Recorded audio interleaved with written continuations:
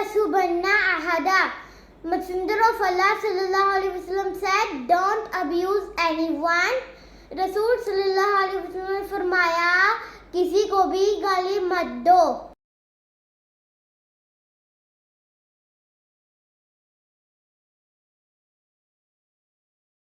بسم اللہ الرحمن الرحیم. السلام علیکم.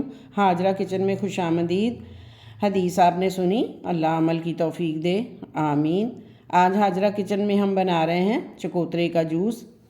یہ آج کل موسم میں آئے ہوئے ہیں چکوترے، اور میں نے یہ لیے ہیں. کتنے ہیں پیارے لگ رہے ہیں، سرسبز. اور ان کو اب میں پیل آف کرتی ہوں اور ہم اس کا جوس نکالیں گے. جب موسم چینج ہوتا ہے اور موسم سے جو سوغات آتی ہے، اس کے پیچھے ڈیفینیٹلی کوئی نہ کوئی ریزن ہوتا ہے. اس موسم میں آپ کی امیونٹی پھر ڈاؤن ہو جاتی ہے. گریپ فروٹ سٹرس فوڈ میں بہترین سوغات ہے جو آپ کی امیونٹی کو بوسٹ کرتا ہے. اس میں بڑی مقدار میں وٹامن سی ہوتا ہے. اس میں فائبر کی بھی بڑی مقدار ہوتی ہے جو آپ کو آپ کی صحت کے لیے بہترین ہے. اس کا کلر بھی بہت اٹریکٹیو ہے، اندر سے اتنا پنک اور باہر سے اتنا گرین. اللہ تعالیٰ نے اس کو ایک بہترین سوغات بنایا ہے.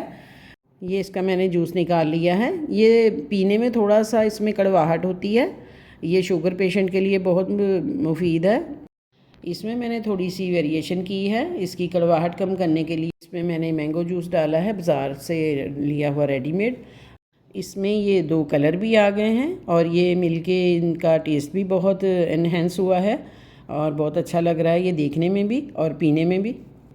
یہ جوس بہت ہیلدی ہوتا ہے صحت کے لیے، تو بچوں کو اٹریکٹ کرنے کے لیے اس میں آپ ویریشن کر سکتے ہو، اور اس میں آپ کوئی اور جوس بھی ملا سکتے ہو مینگو کے علاوہ، تاکہ اس کی کڑواہٹ کم ہو جائے اور بچے شوق سے پی لیں.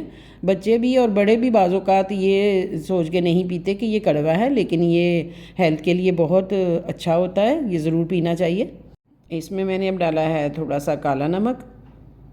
آپ اس میں چینی بھی ڈال سکتے ہو اور نمک بھی ڈال سکتے ہو. اب یہ تیار ہے. اس کے کلر بہت ہی پیارے لگ رہے ہیں. اس ریسیپی کو آپ بھی ٹرائی کریں اور اپنا فیڈ بیک دینا نہ بھولیں. ملتے ہیں انشاءاللہ نئی ویڈیو میں ایک پیاری سی نئی حدیث کے ساتھ اور ایک نئی ریسیپی کے ساتھ. اپنا خیال رکھیں. اللہ حافظ.